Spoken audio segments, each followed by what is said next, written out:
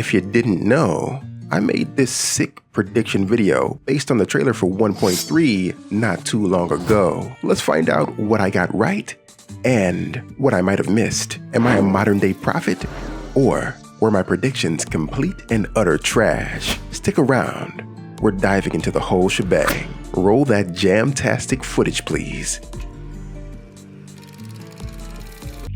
Just when I thought I was on top of things, Kuro dropped again. At this point, Kuro is dropping like Lil Wayne in his prime.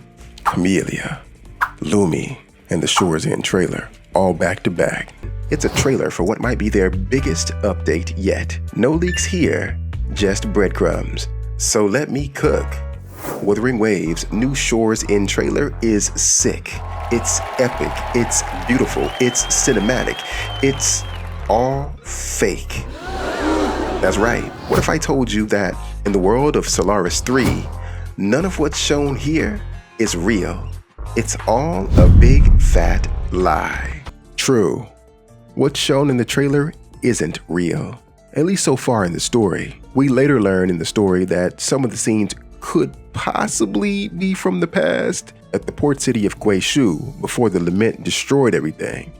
But most of the scenes were never referenced in the story. I'll put a point on the board for that. In this trailer, so much is going on. Today, we're gonna look between the scenes to find out what this trailer is really telling us. As we watch, we see everything encased in tacitite ore, glowing with remnant energy. Not just the Black Shores, but also familiar places. Desert Highlands, Mount Firmament, Jue. We're even seeing in new places, like cities with skyscrapers, which implies that the catastrophe shown is impacting the entirety of Solaris 3.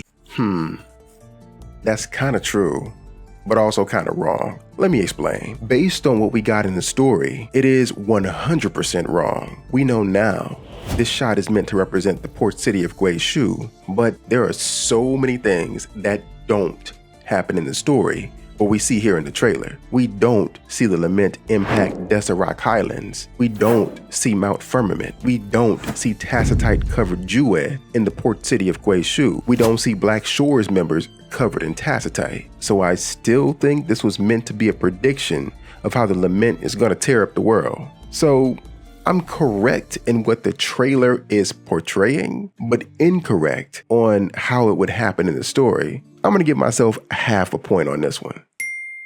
But of course, the world wouldn't be crumbling already, would it? We just started our journey. So the real questions here are, who is lying to us? Why? And what does it all mean? Well, I think I have some answers for you. If you've read the dev notes or watched my previous video on Black Shores, you might be familiar with the name Tethys. And I theorized in my video that Tethys is a semi-sentient artificial intelligence. True. 100% all facts, no printer. No diggity, no doubt. No diggity, no doubt. Hey, put a point on the board for me, please, and thank you. If you notice, in the trailer, there's an emphasis on computerized text, numbers, and glitched graphics. I believe what we're seeing here is a potential prediction by Tethys of a major lament outbreak.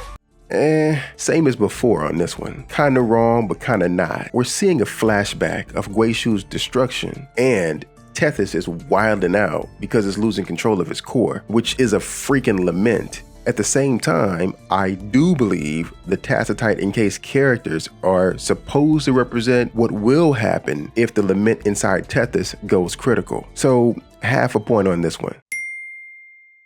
Affecting everything. Tethys is telling us it's all happening, and no one will escape this catastrophe. Not even the members of Black Shores. Not even Shorekeeper herself. Sidebar, but does anyone remember way back when we first met Alto and he was telling us about his boss? With the goofy music and his sly smile, it was difficult to trust anything he was saying at the time. So it's no wonder that almost everyone overlooked him saying this. Oh, right. She's like a super big deal.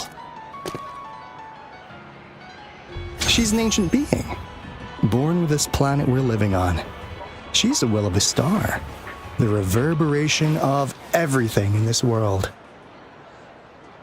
This one was a retrospective and not a prediction, but still, I know none of you trusted him or even remembered him saying that. Why? Because you didn't trust him.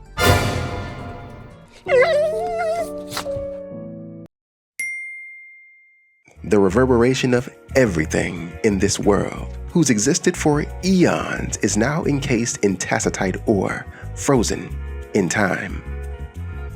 Or is she? Based on the reverence other characters give Tethys and the fact that Shorekeeper is essentially a near-eternal being, I think she is the one who created Tethys. Shorekeeper did not, in fact, create Tethys. This one is 1000% wrong. Or is it? Yeah, nope.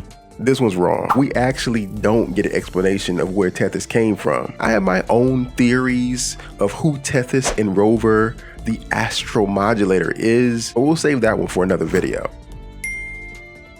Also, if you like this video so far, please hit those like and subscribe buttons to help my channel out. And from this trailer, we can derive that Tethys is malfunctioning.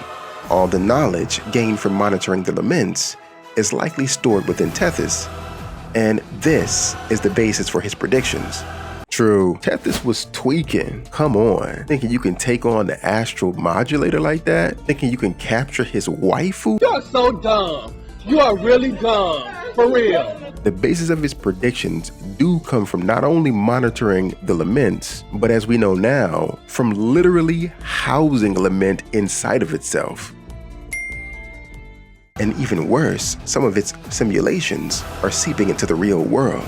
Remember this from the dev notes? The fallacy of no return is a being created by the Tethys system, and it patrols the borders between reality and the digital world. The borders between simulation and Solaris 3. Was I wrong here? I mean, this one is literally from Kuro's own description. Tethys basically made this thing and pitted it against us. However, were Tethys' simulations spilling out into the real world? Actually, yes. That's actually how we got tied into coming to Black Shores in the first place. Hoda, the soul of a deceased Black Shores member, trapped in the lament, housed by Tethys, was trying to assimilate us to stabilize its core. So, 1 point for this one. In the trailer, there's a brief frame where there's a stained glass window displaying the flower of life. The flower of life symbolizes all creation and the cycle of creation, as well as unity and oneness. This calmness amid chaos is the Shorekeeper. Wrong. This window does not represent Shorekeeper by herself. It's supposed to symbolize the Shorekeeper, Tethys, and the astral modulator. 0 points for this one. A being who sustains the cycle of creation sacrifices the life of one, Tethys, for the many. Through Shorekeeper's efforts, the simulations and its manifestations are destroyed, its grip has let go, and we are back in the real world. This is why we are back.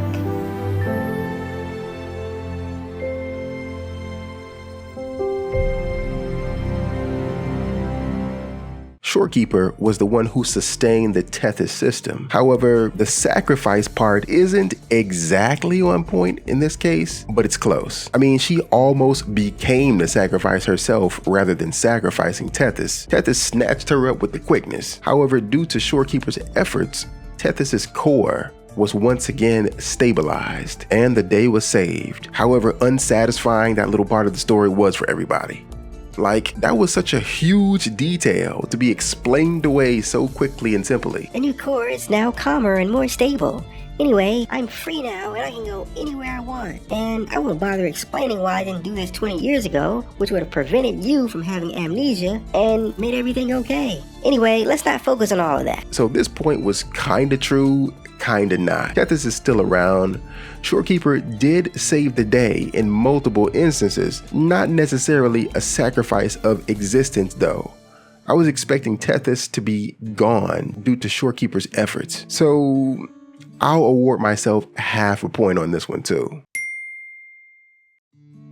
Considering how little we had to go on outside of this trailer, I think I pieced it together quite nice. 6.5 out of 10. That's pretty good. Over 50%. Round of applause for myself. Well done, Wavy. Man, I really want to dive into breaking down the whole story based on what we know even more. Let me know your wildest woo-wah theories in the comments down below, and let me know what you think I should cover next. Thanks for watching, everybody. That is all I have for you today. And until next time, I'll catch you in the waves. Peace.